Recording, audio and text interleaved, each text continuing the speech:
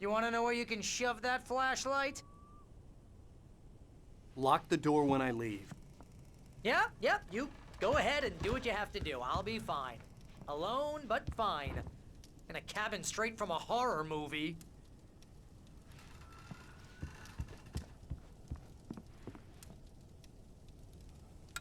Real funny, Al. Real funny. Ha ha! Thank you! I'll just sit here in the dark till you come back. Or until I get eaten by a grue. I didn't realize we were back in the 3rd grade here. Seriously, cut it out, Al. My nerves are shot.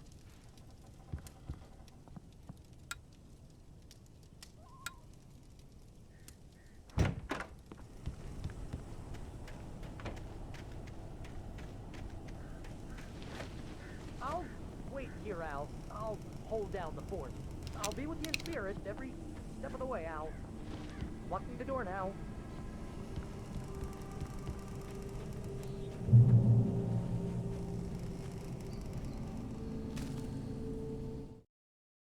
Barry had never gotten along with Alice, but he knew Alan loved her with an almost frightening intensity. And now something had happened to Alice. And here was Al armed with a gun and saying things people got put in padded cells for. It was as if his friend had experienced a massive psychotic episode and was now totally disconnected from reality. It scared the shit out of Barry.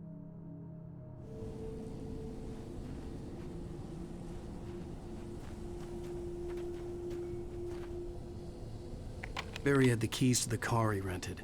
Wasn't a long walk to the visitor center, and it wouldn't be any use to me in the forest. I knew I should have gone to the cops. This wasn't the smartest thing I'd ever done, but I was still angry with Barry for trying to talk me out of it. These people had called me right in the sheriff's station. The cops wouldn't scare them, and they had Alice.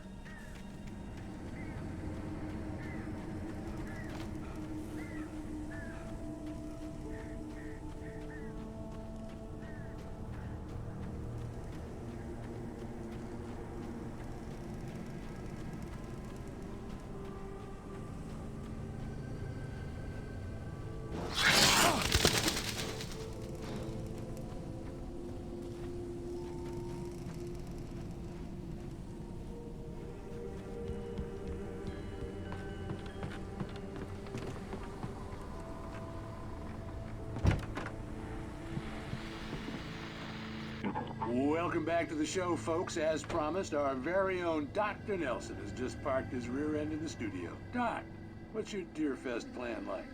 My plan? You make it sound a lot more organized than I ever seem to manage.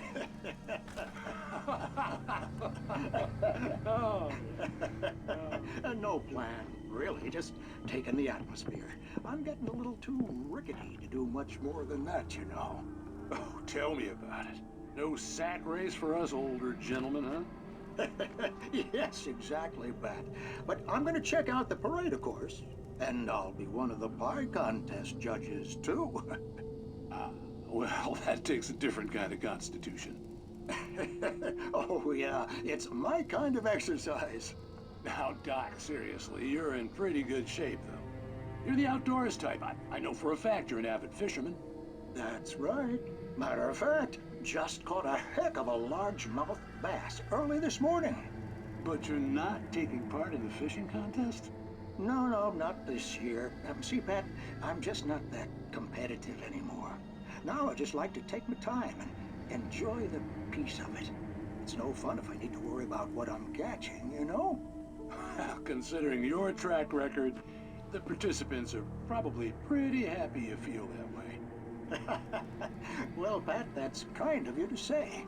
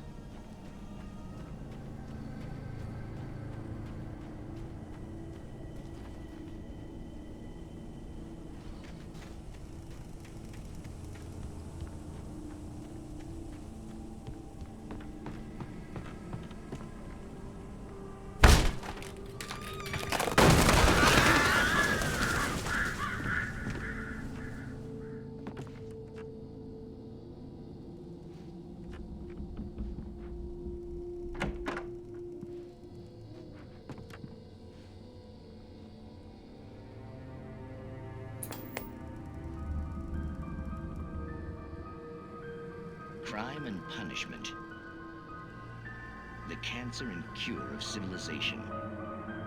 But some crimes are impossible to punish, especially in Night Springs. Tonight's episode, The Man in the Mirror.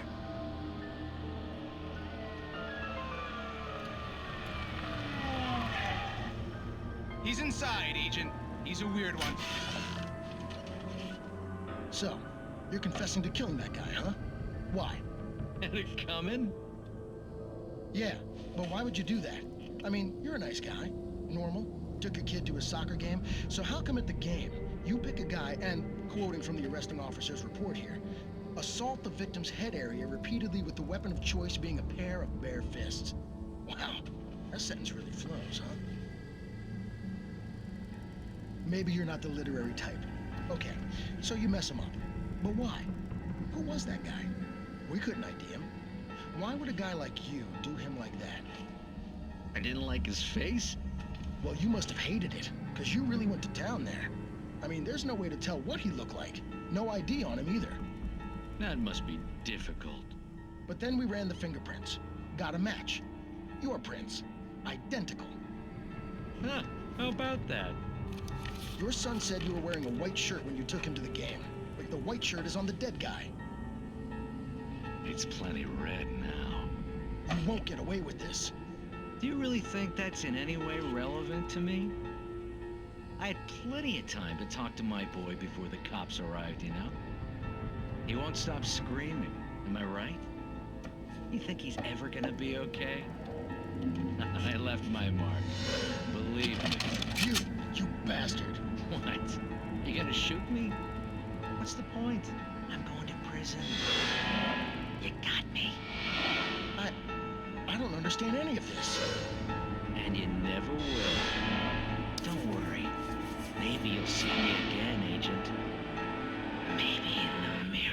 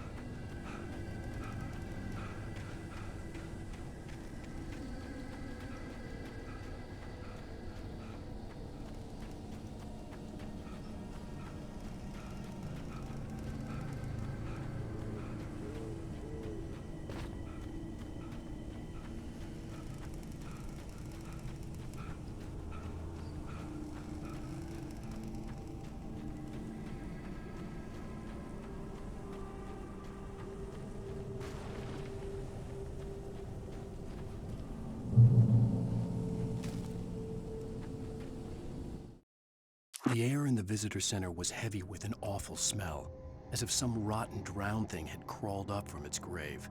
Rusty kept coughing blood. My eyes were drawn to the twisted shape of his broken leg. The attack had been vicious. Max whined in his cage. Rusty's eyes were wild with fear and terror. He gasped. "Mr. Wake, it happened just the way it was on that page."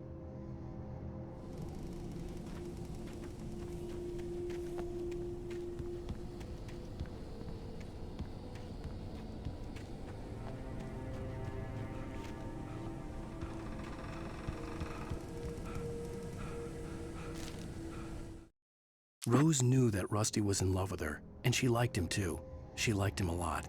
He taught her to dance, and life had certainly taught her the value of a man who was gentle. He treated her well, made her smile, made her feel good. But Rusty wasn't the prince of her dreams, and that tended to underline the unbearable truth. She was no closer to that Hollywood magic than he was.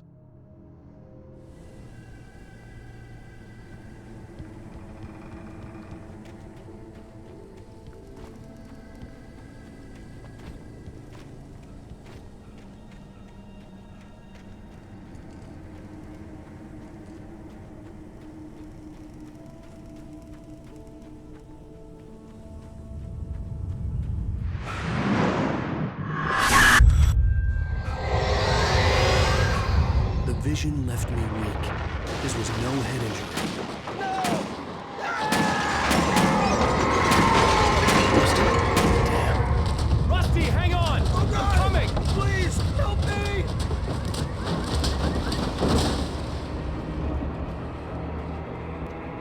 Anybody? Help me! Help me!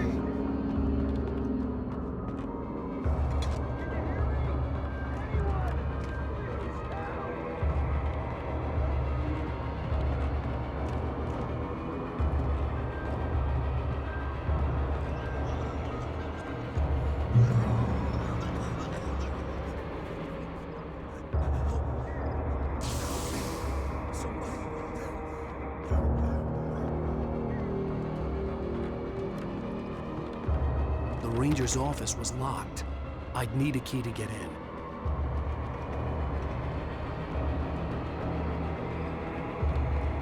Hello? Back here! I'm back here! Mr. Wake? Oh, hell. It happened just the way it was on that page. I found. Came true. It knew. So dark. It'll come back for me. You must... The lights. In the office. I have the key. Okay, Rusty. Hang on. I'll be right back. Whatever did this couldn't be far. Rusty had found a page from the manuscript. It would help me understand what had happened.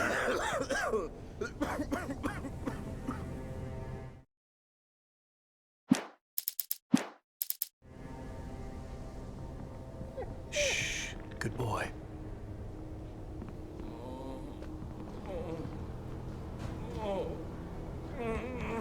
A presence. So dark. Like the forest at night. Woke up.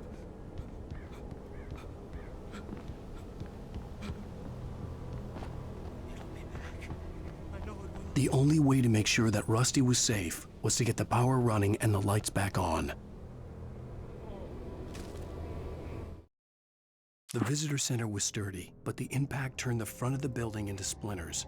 Rusty was thrown across the lobby like a rag doll and hit the far wall hard. It didn't hurt until he tried to move and saw his leg bend the wrong way, felt the broken ribs stabbing him on the inside. Rusty howled in pain and fear, suddenly afraid to die alone.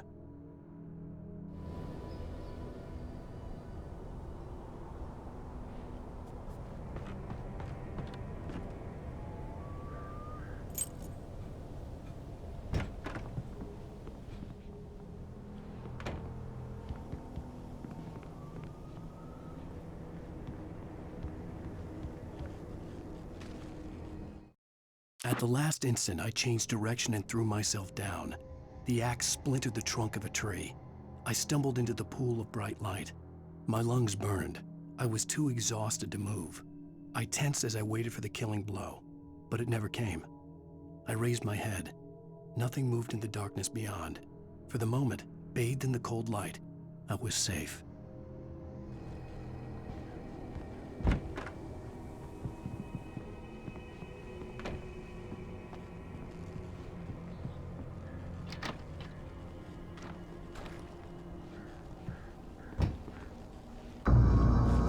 I was too late. Someone had destroyed the circuit breaker. There was no way to get the lights back on.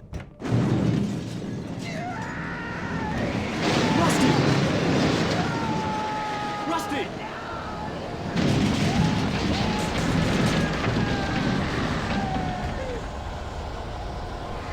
The ground was covered with oily patches that looked like liquid darkness.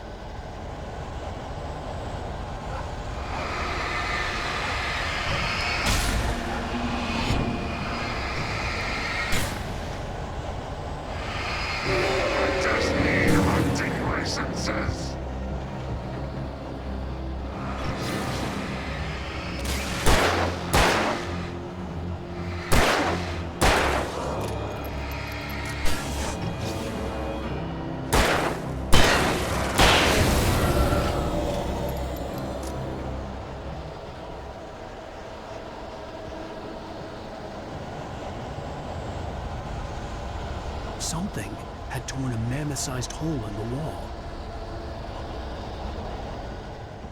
Please! Don't feed the animals.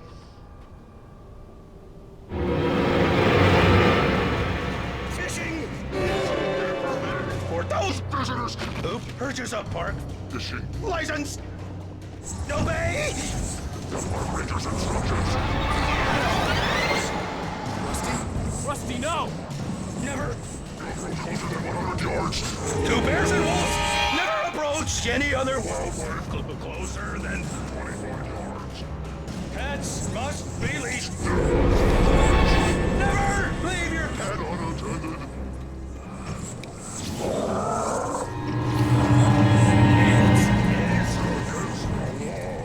To remove any Natural objects. or historical artifacts from the park. This includes even Find along the river. or even simple berries.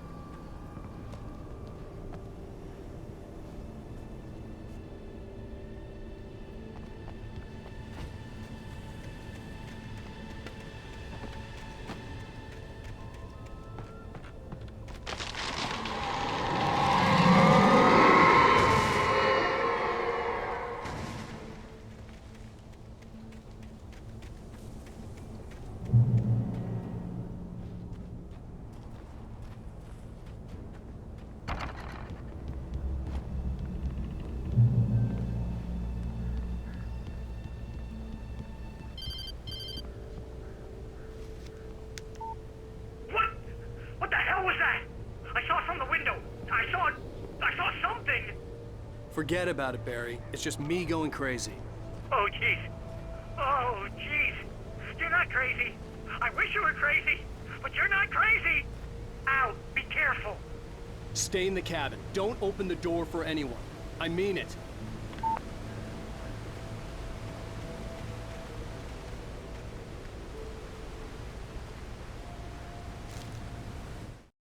In that last instant of consciousness, Rusty thought about Rose. He was older than she was. Rose was barely out of her teens, but she made him feel young and forget what a train wreck his long-dead marriage had been. He still wore the ring. He'd been waiting for her to tell him to take it off. Now she never would.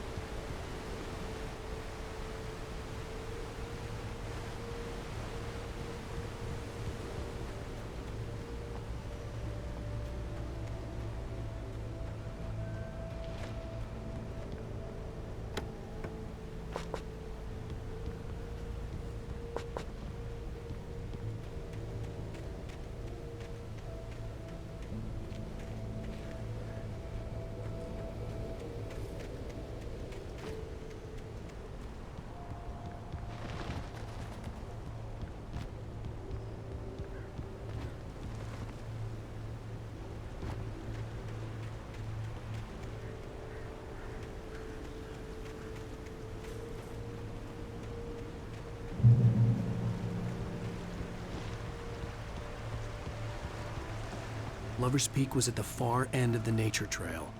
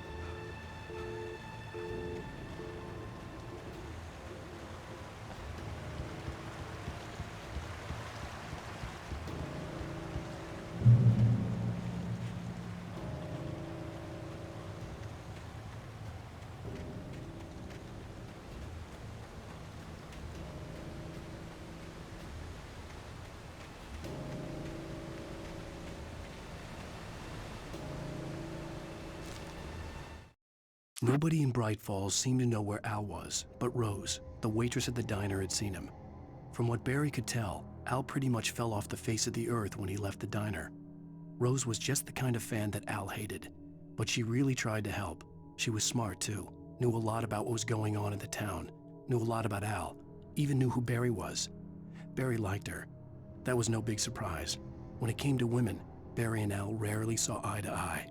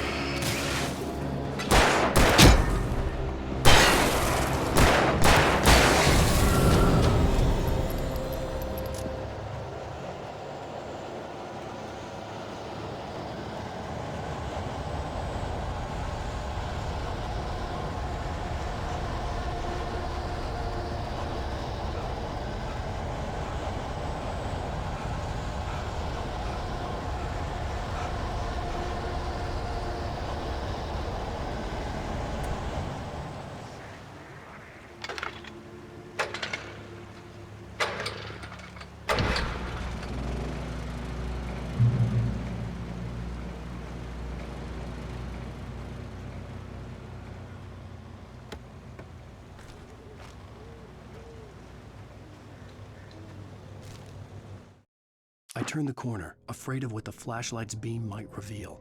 Suddenly, a roughly painted symbol of a torch glowed in the light. Behind it, hidden by a rock, sat a battered metal trunk. It was here for a reason, packed with supplies, batteries, flares, ammo, things you need to make it through the darkness of the night. Something left behind by someone who knew what I knew, and more.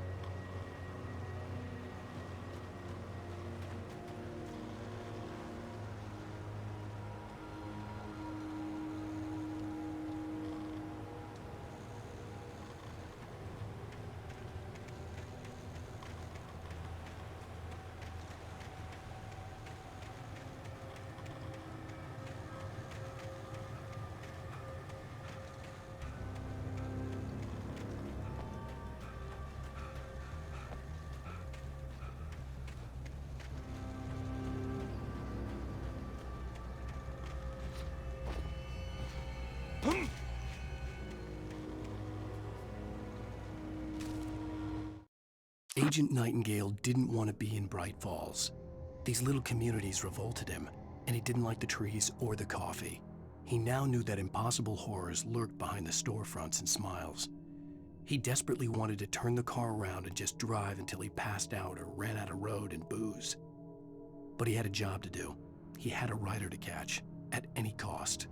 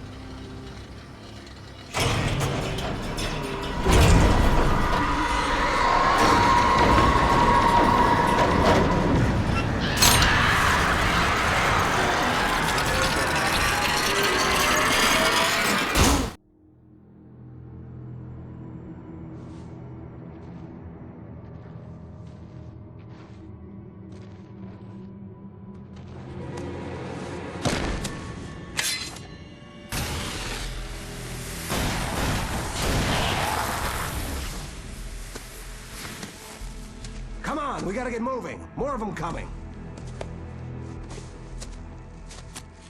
That flashlight's kid stuff. The flares will keep the bastards away.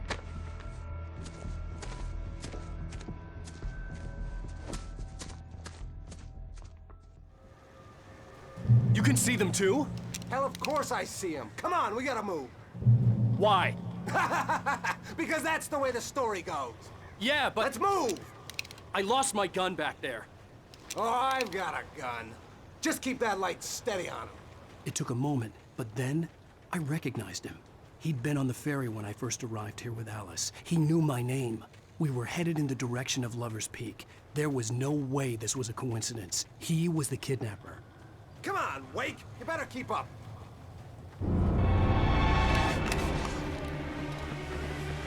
That's what I got for you!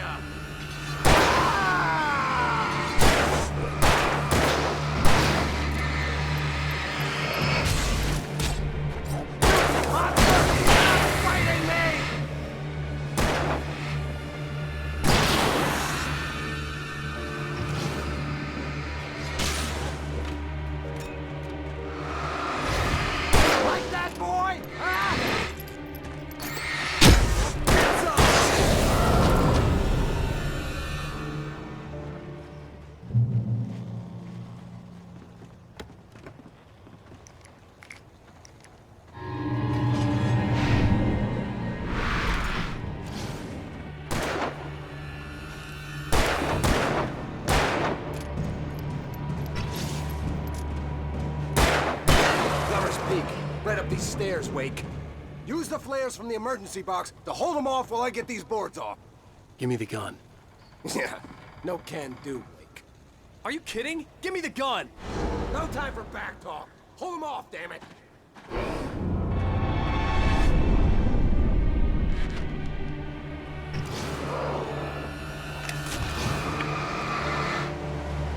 Just a little longer. Scare them off.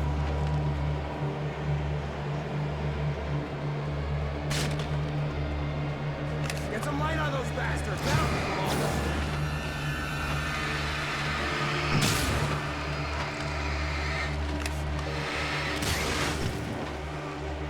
Just a little longer. I almost got it.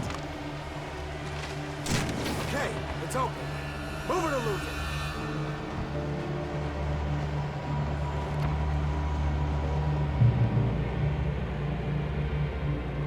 Wait, where'd that one go? Oh, you feeling better now, Wake? All cozy and safe. Better get ready. They'll be on us soon.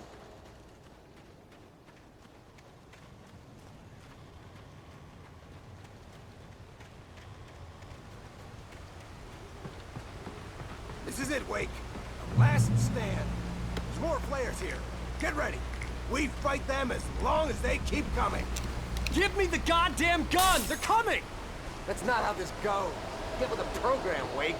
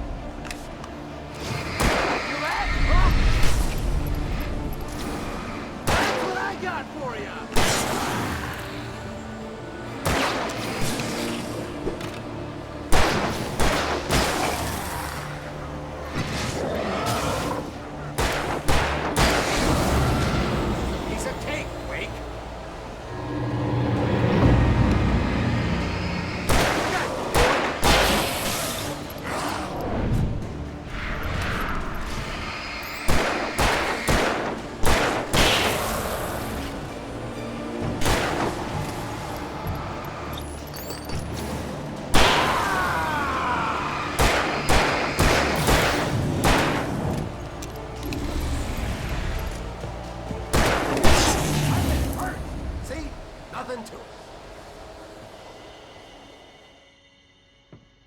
Let's cut the act now.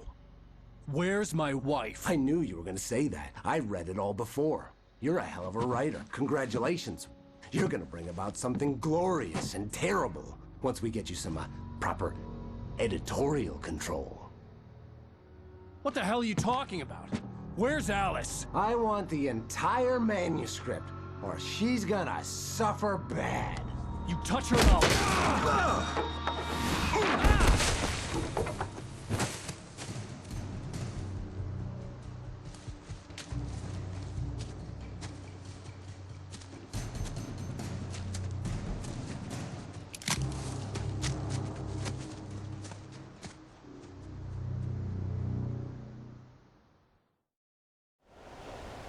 You're gonna give me the manuscript, or you'll be sorry.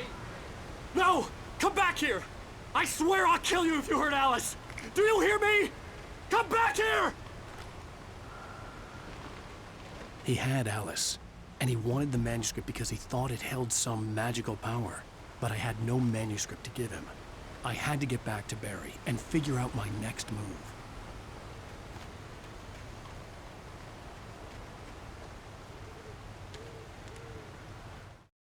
On more than one occasion, Alice had tried to explain to me how it felt to be afraid of the dark. To her, darkness wasn't simply the absence of light, but something more tangible than that. It was something you could touch and feel. Worse than that, it was something with a mind of its own, something malicious and malign. For her, things changed when they were wrapped in darkness. They turned into something else, something foreign, and nothing was safe or innocent anymore. I'd never really understood what she meant, until now.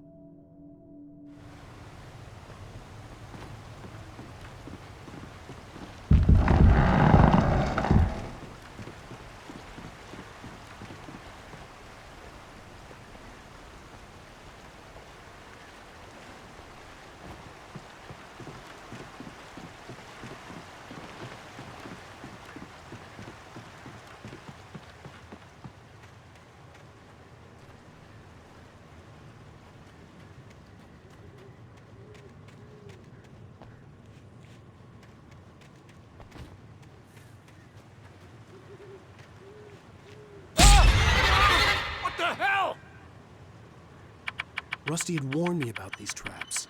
It hurt like hell. I was stuck.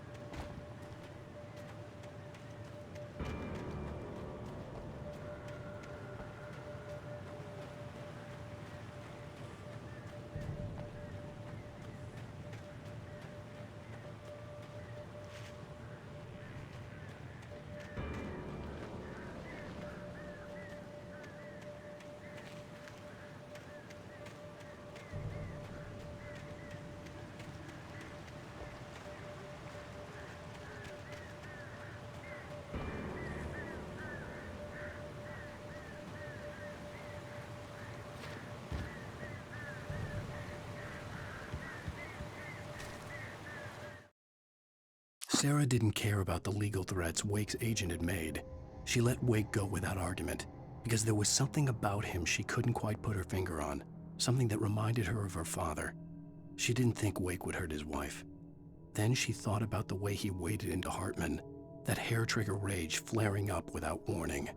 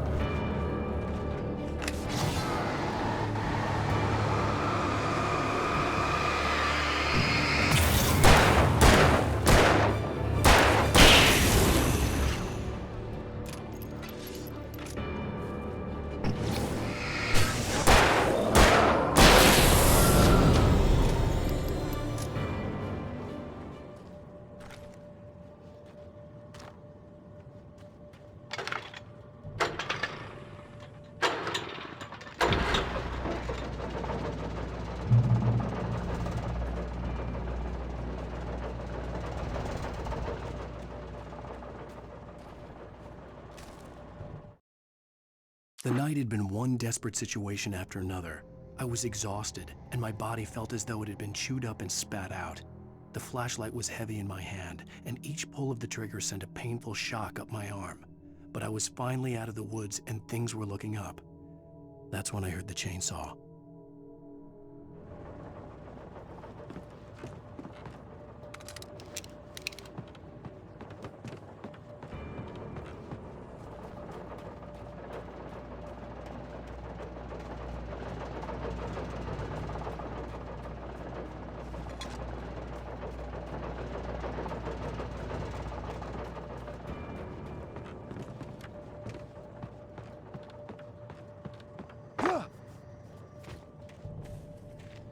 I had heard the plane fall. It made no sense. It was clear that it had just fallen here, but it was very old and obviously hadn't flown in decades. Looking at it sent a shiver down my spine.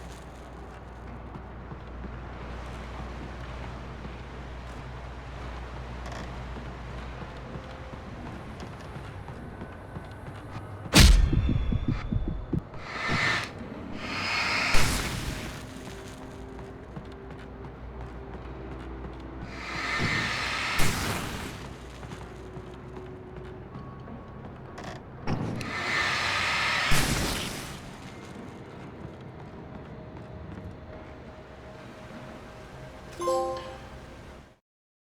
logging site was a mess. The modular office had been pushed off the cliff. Deputy Thornton climbed up from the wreckage excited, breathing hard from the exertion. Nobody there. It's weird. Don't you think that's weird? Bored, Mulligan let out a mighty snort. Hell, it's always weird, Thornton. Just a question of sorting out what kind of weird it is this time around.